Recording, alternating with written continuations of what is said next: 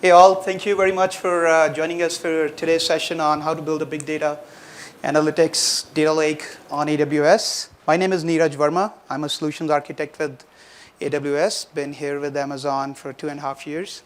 Joining me today in this session is Saurabh Mahanti, who's a senior manager information system at Amgen. Saurabh would be talking about their journey to data lake and their implementation of data lake.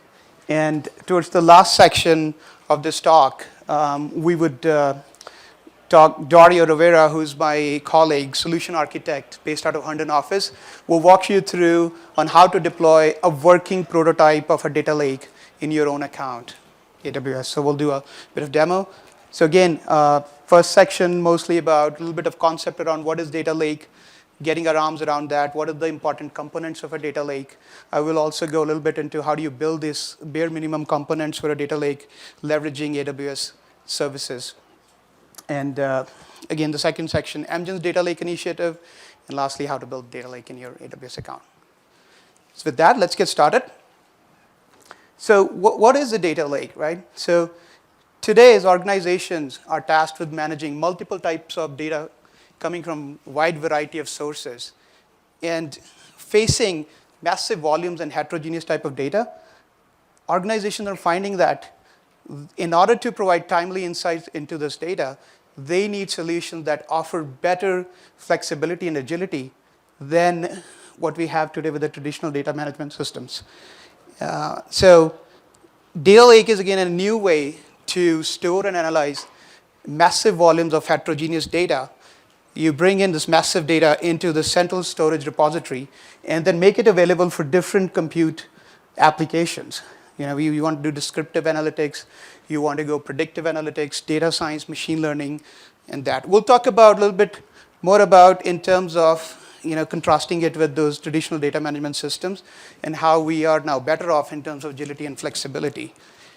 The first question, if you are working on data management systems and you're trying to get your arms around structured data, unstructured data coming in from sources like social media, becoming more and more important now because it's good to have the transactional data from your databases and online transactional system, manufacturing system, but what if you can enrich that with other data that is coming in, which is probably not as structured, right? So the question is, how do I bring all this data very quickly into my central repository and then be able to start exploring it, reducing my time to value in terms of exploring insights. So a data lake allows you to quickly ingest all kinds of data, structured as well as unstructured, in its raw format very quickly and make it available for data discovery. So that's the first attribute of a data lake. And with the economies of scale, you could and the storage costs, you can now bring in all that massive volumes, more so on the cloud-based solution without having to worry about per unit cost of storing that data and keep it as long as you want. Maybe down the line, you will discover new questions that you haven't thought about today.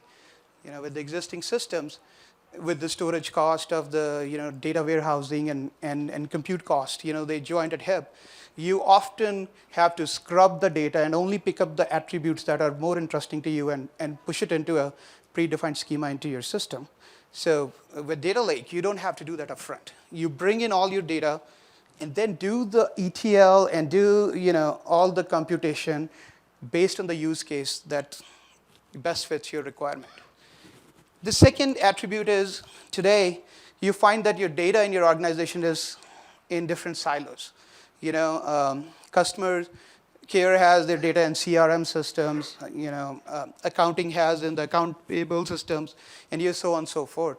So with data lake, you can store all disparate set of data and co-locate that data so that you can drive connections, right? Once it's easily available to you and you can swipe across that data, maybe marry some data sets, you can get to the insights more quickly that you would do in a traditional way. So that's the second attribute. Thirdly, I touched briefly on storage and storage versus compute. Traditional data management systems are kind of married at hip in terms of storage and compute. So when you think about this massive volumes of data coming in, your question is, well, how do I scale? What do I keep? What do I drop? Well, with the data lake concept, you can have a decoupling of storage and compute. So you can scale your storage based on the data that's coming in and apply the right amount of compute. Right? So you don't have to buy higher number of cores just because you have now massive volumes of data set that you want to analyze. You can bring them in, and again, as you need, as best fits your need, you bring the right kind of compute to this. And lastly, this is probably the most important attribute in terms of agility, right? So the question organizations are asking, is there a way I can do some quick ad hoc analysis? Can I do multiple analysis on the same data at the same time? Data lake, a functional data lake allows you to do that because you are not waiting to, again, transform data into a predefined schema and losing some of the important information bits. You have all the data. It's decoupled from the compute. You bring in the right kind of analysis to that storage layer and do schema on read. Apply your schema on the fly and discover insights. It's sort of saying that now you can find answer to the questions that you haven't thought about before. With the data warehousing solution, you have to, again, think already about what kind of questions I need to answer, and you purposely then design your system according to be faster queries on that. This is not to say that data warehousing does not have a place. It's definitely data lake complements data warehousing, does not replace it, because data warehouses are pretty good in terms of faster queries, aggregates, summary, statistics. So a functional data lake could be a source for structured data or unstructured data that, again, after right kind of discovery and exploration, you could push into a data warehouse for faster queries and dashboards and all that stuff. So we talked about what data lake is, what the key attributes of data lake are. Let's also talk about the bare minimum components of a data lake, right? It's good to have all the data in one place. Well, how to make it more functional and more usable for the end user? So first thing, obviously, storage makes the backbone, right? We need to have a quick way to bring in all sort of data in its native format, ability to keep it there so that we can ask questions. Second thing, the data set itself, all the data, need to have information about that data so that it's easily discoverable. Otherwise, if you don't have that catalog of data, the rich metadata about the data sitting in the data lake, it becomes more like based on tribal knowledge. People in the know will know that this files, this data sets are meant for this kind of use case and so forth. So you not only want to have the rich metadata, you want to build a search capability. So your users, even the business analyst, can go in and search for the right kind of data and start doing their on-the-fly discovery and exploration of the data in the data lake. Protect and secure, obviously, we want to make sure there's the right kind of security and protection. I'll go a little bit more detail in this later in a dedicated slide. And lastly, the data lake has to be available to downstream application and the users who want to discover data sets. Now, all these components, these are the bare minimum components, right? Obviously, we would talk about what other additional add-on capabilities you can build on top of the data lake. All these components, they are, you can build them with open source solutions. You can build them with off-the-shelf products that many of our AWS partners offer. You could also leverage our services, managed offerings that are built to quickly be able to deploy at a low cost and on a pay-as-you-go basis. So what I'm going to do, I'm going to take a look at how to build this 4 components I talked about using native AWS building blocks. And of course, again, what disclaimer here is you can build it the way you deem fit for your use case. AWS is a flexible platform. You can tailor your approach to building the data lake architecture on it. You can mix and match. So you could be running Hadoop clusters from Cloudera or MapR, on EC2 instances that are easy and quick to deploy. You could be leveraging our EMR offering, Elastic MapReduce, which is a fast way to have flexible compute capacity to run your Hadoop clusters. You can use our Kinesis service for bringing in streaming data, or you can use using Kafka on EC2 instances. So with that, let's go into one by one into those 4 components I talked about. The first being ingest and store. So any storage solution here has to be able to quickly ingest data and be able to provide those connectors, those functionalities, so that you can bring in not only the batch data, you want to bring in the real-time data, you want it to be accessible, durable. So Amazon S3, Simple Storage Service, offers a perfect match for long-term, durable, scalable, low-cost storage option that is designed to be easily accessible with various applications via APIs and other interfaces available to you. And it's integrated with multiple AWS services. In terms of bringing in the data into S3, you can bring in real-time data by Amazon Kinesis. You could use secure devices such as Snowball, where you can batch ingest lots of data.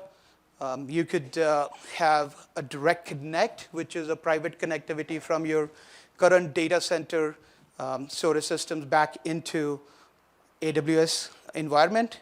Or you can use AWS Storage Gateway that sits in as a software appliance into your environment, connecting back to the cloud storage. And of course, there are ISV connectors available there from technology partners. The third attribute of Amazon S3 is its integration to have a frictionless integration with compute capacity, other use cases you want to bring it. You can, like I mentioned, bring in EMR to do the computation. You can do integrate with Amazon machine learning to do different machine learning algorithms, build your models, do discovery on data in S3, or you can use our petabyte scale data warehousing solution, Amazon Redshift, for the data that we already massaged, and you already know that this is something we're going to need for faster query and make available to business users. You can push that to the Redshift.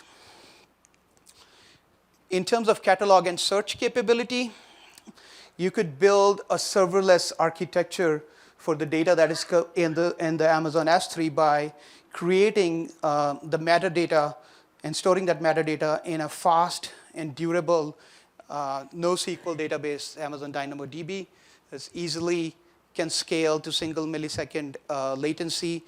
And to keep your catalog up to date, you can use event-driven computing using Amazon Lambda, which is our function in the cloud, where you don't have to worry about the underlying infrastructure. You just write the code that gets triggered as the new data streams in or new batch of data comes in that can go through the data and push the metadata index into the DynamoDB.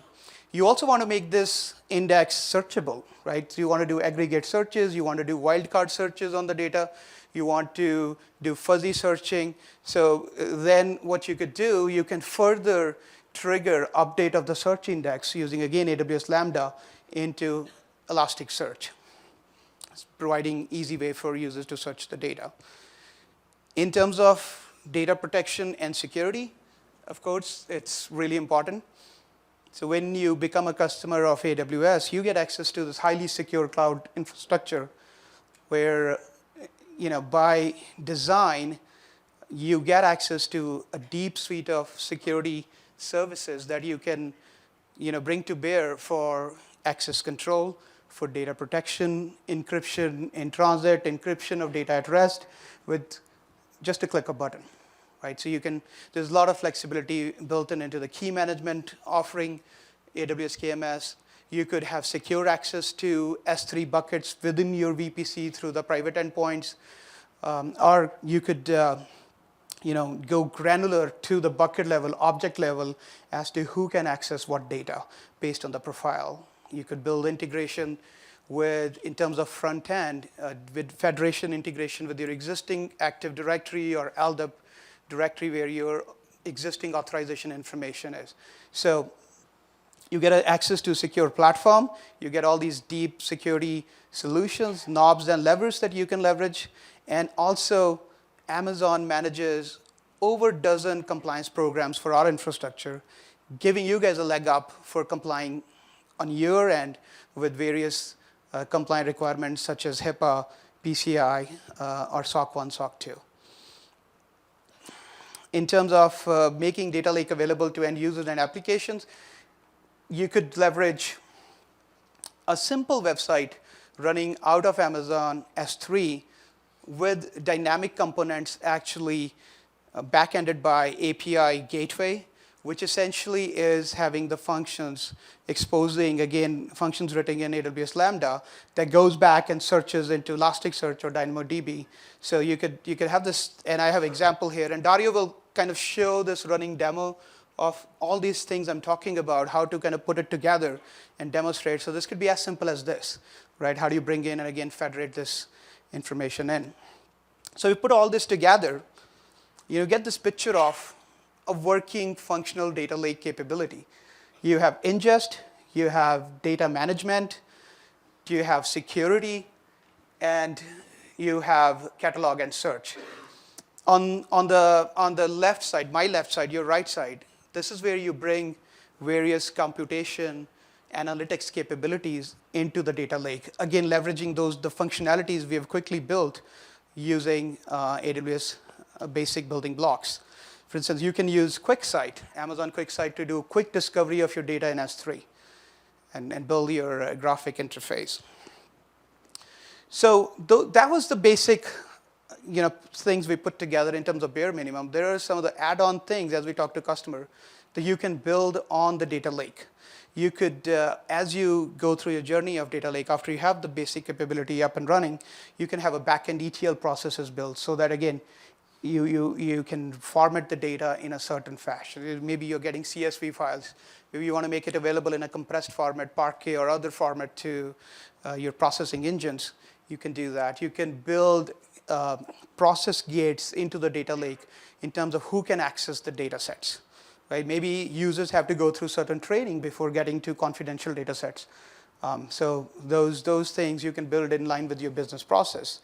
You could also do based on your knowledge of your existing data and business. You could build some machine learning algorithms to draw connections between the data sets that probably going to make it easier for your end users to discover data better, right? So you're kind of building this capability, making data lake more and more functional for end users. As and when more data comes in, streaming in from different sources, your data lake capability is only going to mature. Your metadata is going to be richer. Your search capability is going to be better. You're going to learn how to build these add-on capabilities so that it's just more functional. The last, on the right side, icon here is that as new data come in, you also want to build a way so that this data now is made available to the existing compute that's already running on the data lake. Maybe there's a cluster that's analyzing the data. So you can write some code, things like AWS Lambda, that will present that new data set, detect it, and present it to the new compute environments. So data lake is a journey. It's not a pattern that you'll say, okay, we're done with just, if you had these 10 things, we're done with the data lake. You're going to discover new capabilities. You're going to build new capabilities. You're going to use open source tools. You're going to use AWS services. You're going to off-the-shelf tool. Your use case going to determine how you approach and what you build with your data lake capability. So with that, I'd like to invite Saurav Mohanty to talk to us about their journey for Amgen data lake. Oh. Okay. Thank you.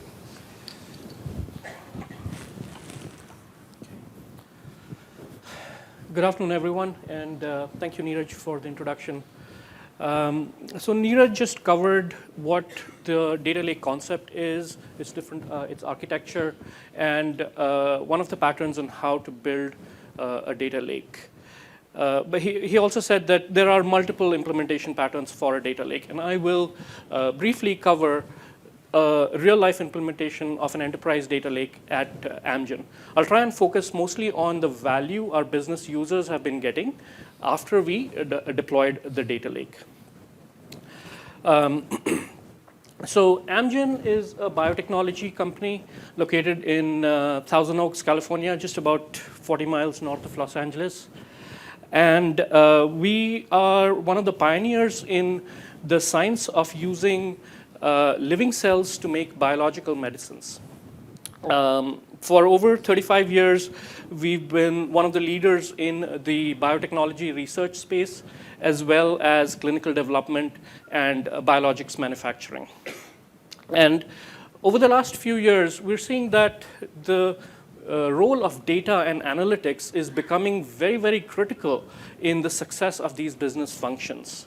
So at Amgen, I manage the big data engineering group, and my group, along with a set of other partner services, provide this enterprise data lake platform to our business users and functional units.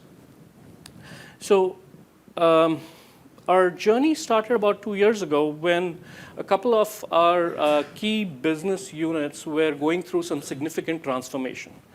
The first unit was our process development group. Now, the process development group is a group of scientists who are looking at data from our laboratories, our manufacturing lines, our bioreactors all the time in order to improve and optimize our manufacturing processes, our operations processes. The second group is our observational research group.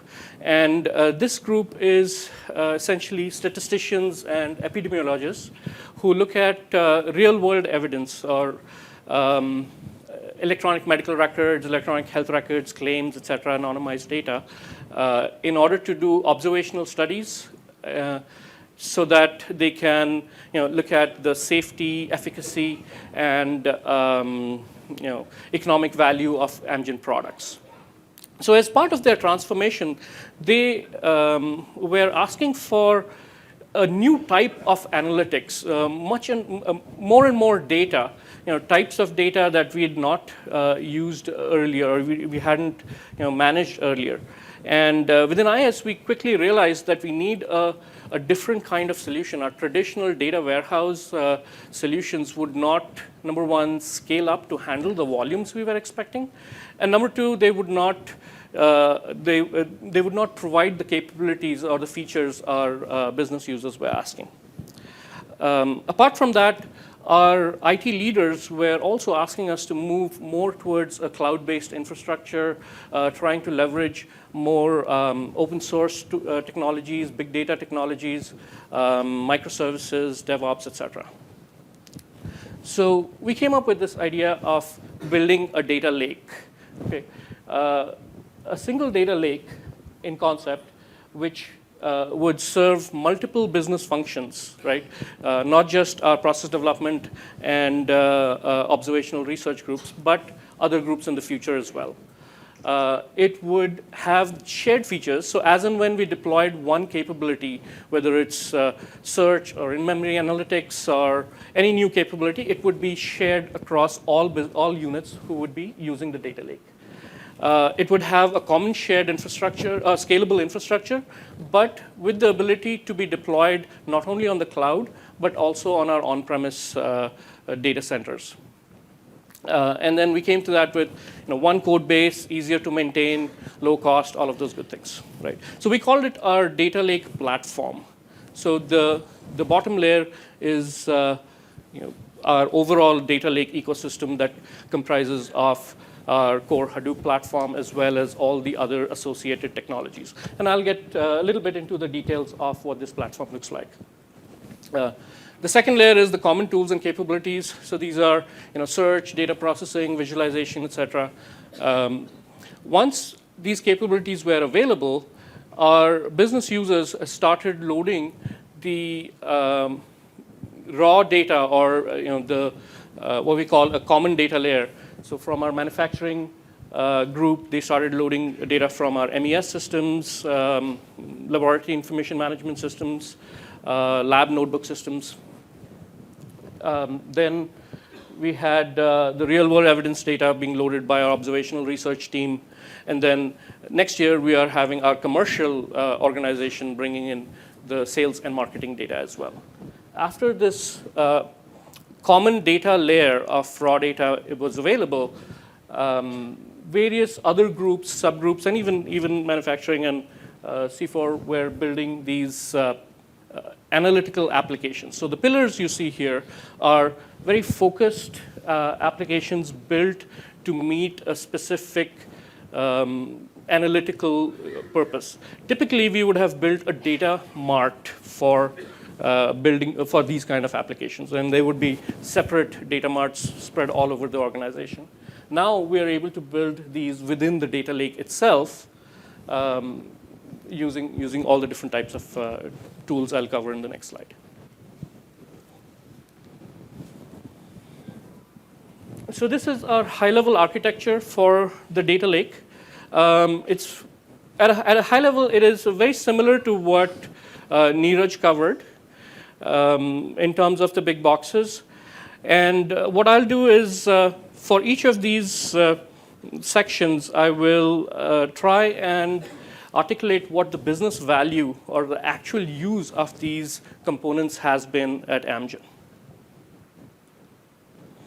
Okay. So our core layer is our storage and processing layer. This is basically our workhorse. It contains all the data and the ability to manipulate and transform the data. Right. So initially, we had rolled it out on a Hadoop platform using HDFS.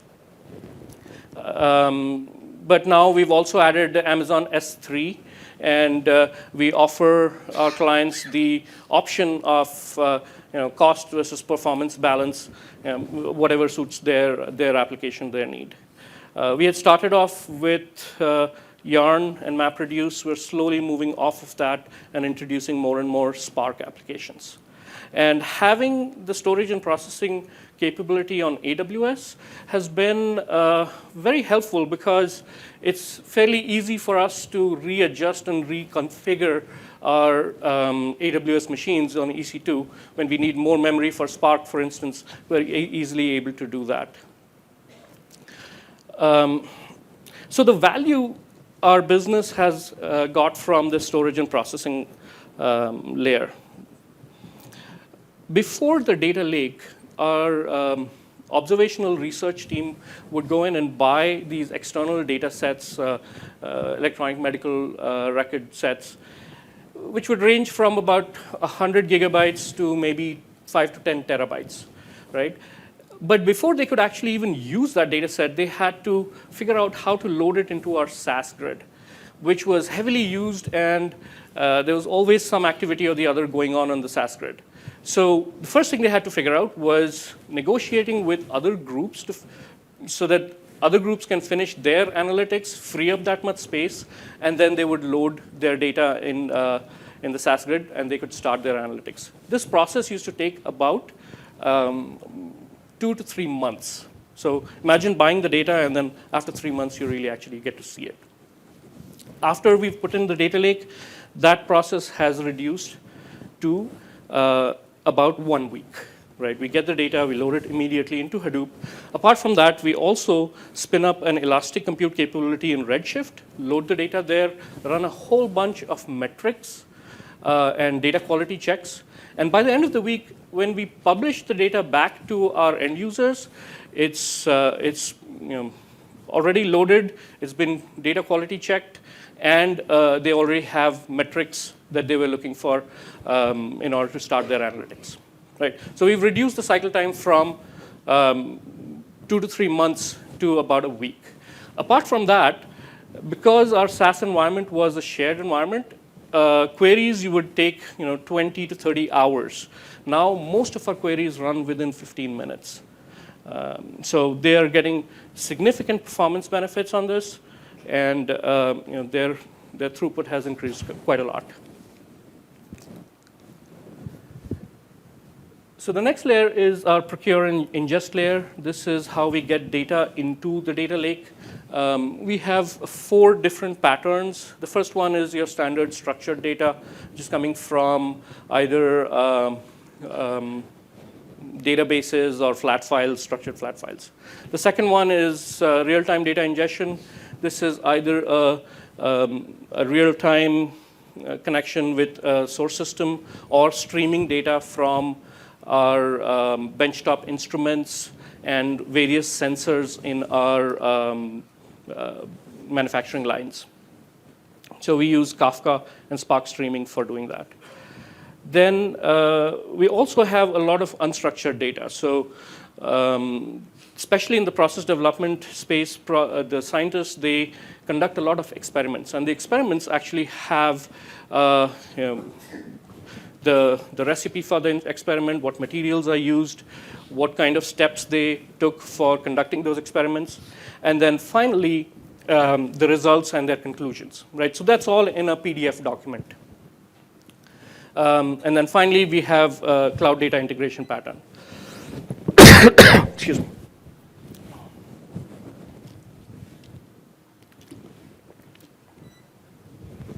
To do my little Marco Rubio thing. So the value our process development scientists have been getting out of this ingestion layer is before the data lake, if they had to do a root cause analysis of any incident. So let's say there was a particular value that they were tracking for a lot, and that was going off the boundaries, and they needed to do a root cause analysis. The first thing they had to do was go through our document management systems, hundreds of documents, just to figure out what data sets they needed. Once they found the data sets, then they had to call up the owners of those data sets in order to have that emailed to them, right? Only then they could start their analysis.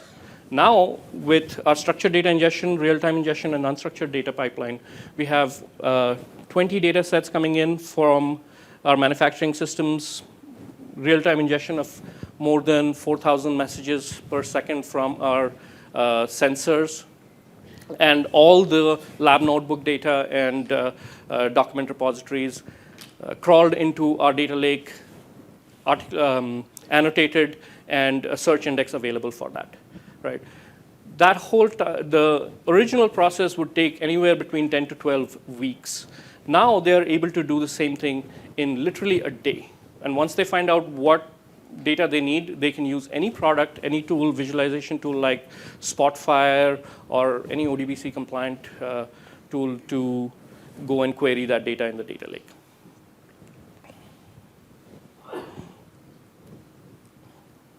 Okay. The next layer is the curate and enrichment layer. This is, I talked about this earlier. This is basically the data mart concept that is, mainly targeted applications that are used by only a focused group of users, and they basically sit on the data lake. The reference data linkage is an interesting thing. We found that once you have data from various sources, whether it's structured or unstructured, you at some point need to have an easy way of linking that data across systems and enriching that data with ontologies and vocabularies. For instance, a typical product goes through so many different names, right? It starts with a scientific name, then it gets a code name, like an AMG name, then finally it gets launched and it has a marketing name. So when somebody like a process development scientist is doing a root cause analysis, they shouldn't have to know all these different names, right? And what we do with the reference data linkage is connect this data to our ontology systems on Semaphore, and their search results are always consistent no matter what name they use. The other thing that we are building out is a data catalog. We have an initial data catalog, but we see the need for actually having a more robust data catalog. We're still about a year and a half old. By the time we have a lot more data in a few years, this is going to be the make or break system for the success of the data lake. Finally, we have a single layer an access portal that allows users to connect to the data lake. All the data in the lake is secured using Kerberos. So all the systems that have to connect to the data lake use a common Kerberos authentication. And from a user point of view, all they have to do is log on to the Access portal, and then from there, they have access to all of these different types of analytics.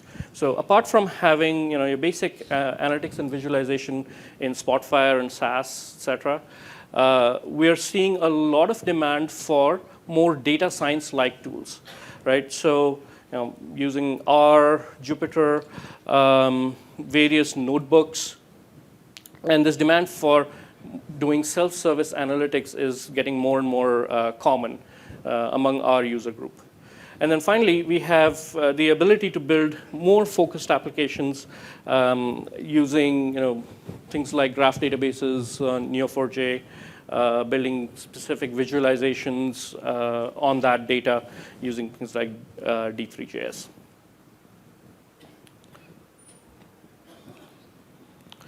So that's a lot of work, right? I mean, what I just covered was not just, here's Hadoop, that's your data lake, right? You do have to do a lot of figuring out how do you handle security, how do you handle connectivity, right? All of those things are very, very important. And we took about a year and a half to figure it out, right? So I'm going to hand it over to Dario, and he's going to show you a better way of doing it. Thank you. You hear me okay? Hi, my name is Dario Rivera. I'm a solutions architect with AWS. I've been with AWS about 4 years. And Saurav went through essentially Amgen's journey on how they built data lake. And as we saw, there was a lot of complexity and a lot of thought that went into making sure that they're building the right types of tools, the right types of solutions to assure that they're getting the best value for their users, Amgen scientists, Amgen data analytics folks, to really get the true value of the data that they're collecting. And that was a very, very excellent solution. I wouldn't say that what we're going to be presenting now is any better, but it at least allows you to get started quicker and be up and running with a data lake in essentially a matter of minutes. So what we're going to be introducing to you today is something called the data lake solution. This is something that we within Amazon have been recognizing as having a lot of value for our customers. The fact that they're not necessarily services, even though we could have presented this as a service, but more a sort of starter kit to help you go. We know that, especially as we looked at the complexity that Amgen brought forth as part of their data lake, you want the capability of getting some core functionality out of something like data lake or any other sort of major concept, but still have the flexibility to be able to do what you need within your organization. Add a certain type of security structure that represents the uniqueness of what you want associated to your enterprise, or be able to add other value on top of the kind of core capability that we've already been talking about. So what the data lake solution defined by the data lake or the solution builders team, which is an internal team within Amazon. There's actually another talk where Sean Sr. is going to be talking about what the solution builders team. They've collaborated together with some of the AWS SAs who have insights into what the customers are doing and said, hey, we need to do something better than just give them an implementation guide. We need to be doing something better than just saying, hey, look at this reference architecture and you'll kind of figure it out by yourself. We need to give them comprehensive capability that allows them to, after a push of a button, be able to get an up and running data lake. And then after looking at what that data lake is about, saying, we could do this, or we could do that and make it better, or we can find ways to integrate it into what we do here at XYZ organization that's going to really benefit us. And that moves the needle from literally maybe a year and a half worth of development that has a lot of entropy behind it and making it difficult to really move forward, or even a VP going, that's too long, let's not even bother because that's too much resources, to now say, wow, this is really of high value. We can really do something with making data lake a viable solution within our enterprise. So what is data lake? It's essentially a cloud formation script associated to a number of resources that are built within the region that give you an up and running data lake website. It's within your account. It's essentially a representation of a lot of serverless capability that Amazon offers, and we're going to go into a little bit about what that means. It's essentially a serverless data lake solution. There are no EC2 instances running that you have to manage. There's no patching capability that you have to worry about. Obviously, depending on your security needs, you would be wanting to know how to take some of these capabilities and build your own security platform on top of that. But essentially, as I mentioned, it's a starter kit to get you going. It starts out with S3. As Niraj mentioned, this is the foundation of data lake. This is where all the data sets are hosted. And you have the ability to now package a solution around those data sets that represent some of the core capability that we talked about previously. The thing like catalog and search, stuff like being able to build an environment that allows you to ingest those data sets into something that you can do high-end analytics on. The capability of doing correlations across many different data sets to understand how they work together. So this is sort of the representation of the environment that the CloudFormation script is going to be giving you. As it shows here, it's 2 buckets. One's associated to the static website hosting. The other one gives you a primary data lake for where all your data will be stored. And that bucket is really just up to you in terms of what you want to do or where you want to put it. You have an API gateway that is the microservices layer that's built on top of this whole solution and represents how you will be interfacing with the functionality of the data lake. A DynamoDB, 7 tables that define all the intricacies of what's going to be done to manage the data lake and manage the metadata that represents the data sets hosted within your data lake. A Cognito user pool to manage the users that you will be building, a bunch of Lambda functions, an Elasticsearch cluster, and then obviously identity and access management to control all of that. So let's go through a run-through of what this actually looks like. And you're going to go, hold on, you're faking it. I don't know if I like that because it's a video. And yes, it is a video. And the reason it's a video is because if I did this live, you'd be paying more attention to me clicking buttons and less on what the capability of the data lake is. So to ensure that this runs smoothly and take the demo gods out of it, I'm going to be showing you the video. But once you get access to the solution, everything that I show in this video, you will immediately be able to do within your AWS account when you actually run the CloudFormation script and build it within your environment. So if you want access to this video, it's already live on that URL. And obviously, like all the presentations you'll have here at reInvent, the slides will be available to you as well as the videos on YouTube, probably in around 2 weeks time frame. So let's take a look. Here it is, somebody actually signing in. This is going to be a guest. And the guest email was already registered pre-hand, and now the guest is signing in. So this is what the data lake looks like. You have the ability to search on existing resources within the data lake, and now you get a search result. The search result allows you to see an overview of the data set. Let's pause it here for a second. And as you see here, you have a package ID, a package name. A package is essentially the representation within this solution of a data set, but a package represents essentially the metadata that the data set is about. So data set obviously is raw data, probably hosted with S3. The package represents the sort of dictionary representation of what that data set is. And you have a package name and you have a description that you have the ability to see more insights into what this data set is all about. So you can also see contents, and the contents represent all the individual files that represent the data set. Moving forward, you also get to see history. So when the data set was created, you also have the ability to see who is accessing the data set in terms of when they actually download it from your S3 bucket into their own environment. So you get full audit trail capability, especially thinking about highly regulated environments. This is really important. So it works a lot like Amazon.com, hint, hint. What happens here is you add the ability to get what's called a manifest file and put it into your cart.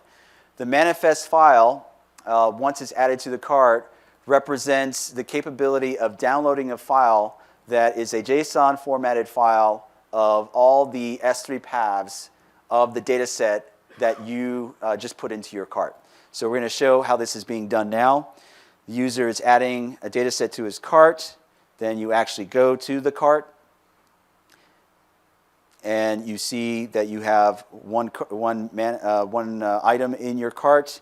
You're downloading the ability to create a manifest file. And this will probably change in the near future, but right now you have the ability to use signed URLs or actually a JSON file representing the true path of the S3 file. And the reason why we wanted to give you this capability is specifically from a insight perspective around security. So sometimes the people using this capability of the manifest file may want to get access directly from the S3 path itself. But sometimes, because of the nature of the structure of your S3 bucket, you may be wanting to hide certain aspects of the structure of that S3 bucket.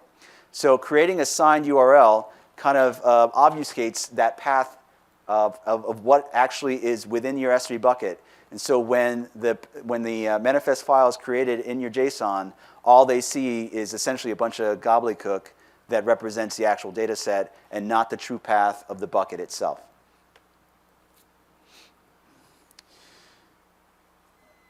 So now we're going to download the manifest file, and we have download links that are automatically created. Now it's downloading locally the manifest file, and as you can see here, I just showed you what a structured JSON file looks like, representing the manifest paths of your data set. So what this means is that now you can take this manifest file, put it into something like a Redshift cluster, and then be able to automatically load the data representative in this manifest file into the Redshift cluster to be up and running within an analytics environment. So we continue on. You have the ability to sign in as a guest, but also as an administrator. If you're an administrator, you get a little bit more control over what you do within your data lake. So you're going to go into settings, and as you can see here, settings give you a number of different components of the resources that are used within your data lake. So you get a little bit more insight into what's actually being built within your account.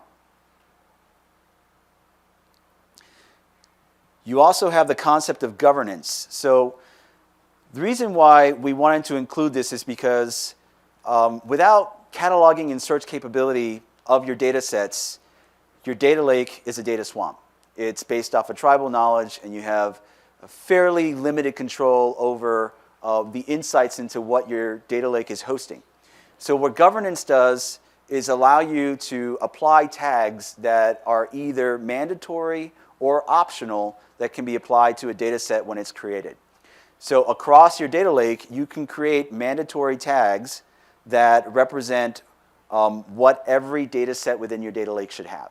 And then you can also create optional tags that say, if the user wanted to, when he created data sets, they can add the information about that particular tag in there, but they don't have to.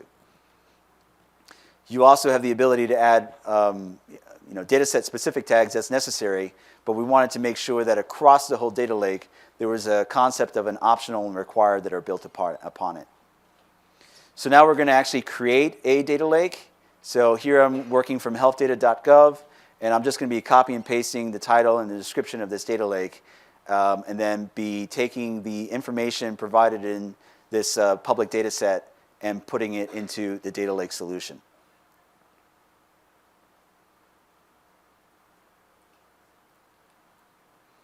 So just adding a name, adding the description.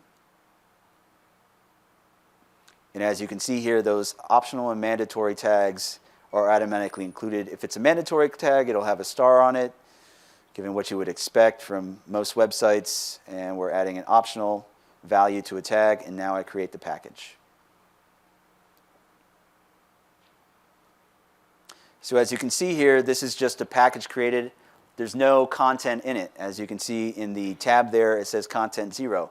So we actually have to add some content, but before we do that, we're going to add some optional metadata.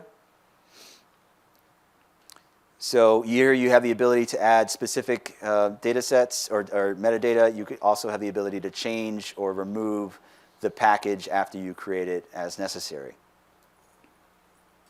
So when I actually search against the data set using the key term stroke, since we know that's in the title, I see that it shows up as part of my search.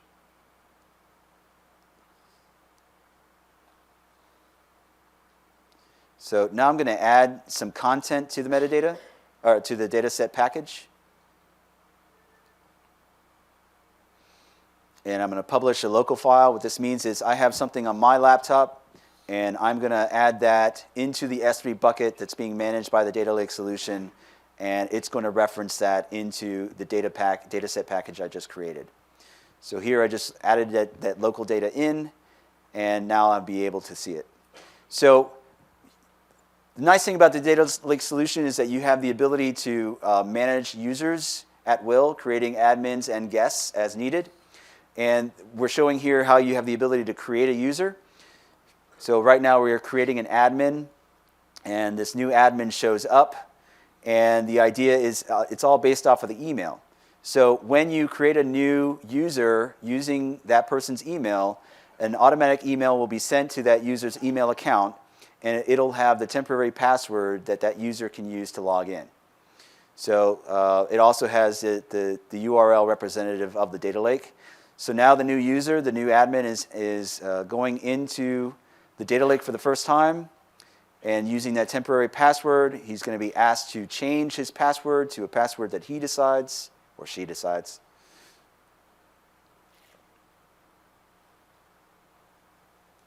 And now he's in. So the new user has access to create data sets and do everything that normal admins do. So this is all great, but it's useful to a certain point without having a CLI or a command line interface, API, application programming interface. Obviously what this means is that this is just a website. Data lake is great if a user needs to interact with it. But what about if you have this whiz-bang application that you want to also be able to search on data sets and then be able to automatically take those data sets and put it into its environment? So the nice thing about the data lake solution is that it offers you the capability of interacting with it strictly from an API or CLI standpoint. So we're going to show a demo of that now. You actually have to generate an API access key every time a user is created and they want API access, as well as a secret key that is going to be used when they want to log in to the CLI and make it available. So we've copied and pasted the access key and secret key, very similar to what you do when you create a CLI-capable AWS interface. You also have full documentation on how to do all this stuff. And here you see a representation of what's required in a Linux environment in order to be able to be up and running with your CLI in a Linux environment. So I'm putting into my EC2 Linux environment, and I'm going to be taking the secret key and access key that I just created and being able to make it available in the Data Lake CLI. As you can see, I pre-installed the Data Lake CLI package into this Linux environment. I'm adding the credentials to make the Data Lake CLI available to my data lake that I have within this AWS account.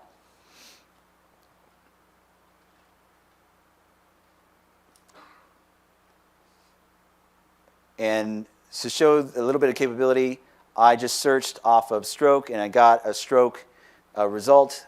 And so what we're going to show you is how that's being done with the CLI. So here you see I just wrote data lake search -- terms with quotation stroke, and I put it into a JSON parser. And with the results associated to that represent essentially the same kind of capability that I was able to get from the website. So that's really useful. Let's do something different, like look at the contents of the stroke data set. Right now we see that we have 4 files representing that data set. I'm clearing it out. And now I say describe package data sets of the package ID. And I want some JSON telling me the contents of that data set. And as you can see here, even though it scrolled through pretty quickly, this is some of the contents that represent the data set itself. So this is very useful information. You can get up and running very quickly. So what I'm going to be doing is now running a Redshift cluster, being able to create a table structure.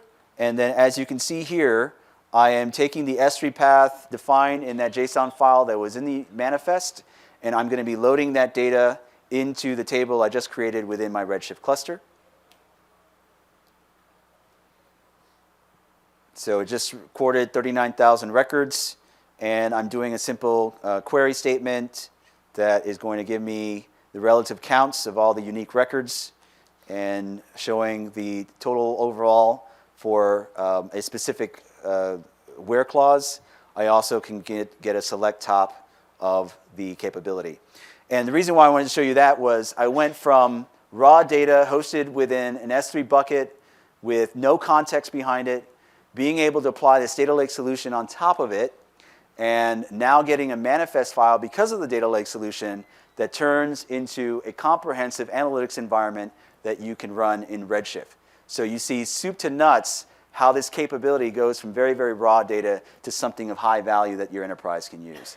So this data lake is, we try to simplify the costing. It's actually less than that, but we wanted to make it something simple that you can remember. Essentially, it's about $1 an hour to run. Depending on how you use the data lake, you have to represent the amount of data hosted within S3 that the data lake is managing, as well as any analytics compute environments that run on top of it. So those are something to keep in mind. And even though this says Q4, which is hopefully sometime very soon, this will be available tomorrow. So you can go to aws.amazon.com/answers and go to the big data portion of that website and be able to get the data lake solution up and running right away. So that's the end of our talk. We don't have any time for questions and answers, but if you want to see us, we'll be available in the front of the stage. Thank you very much.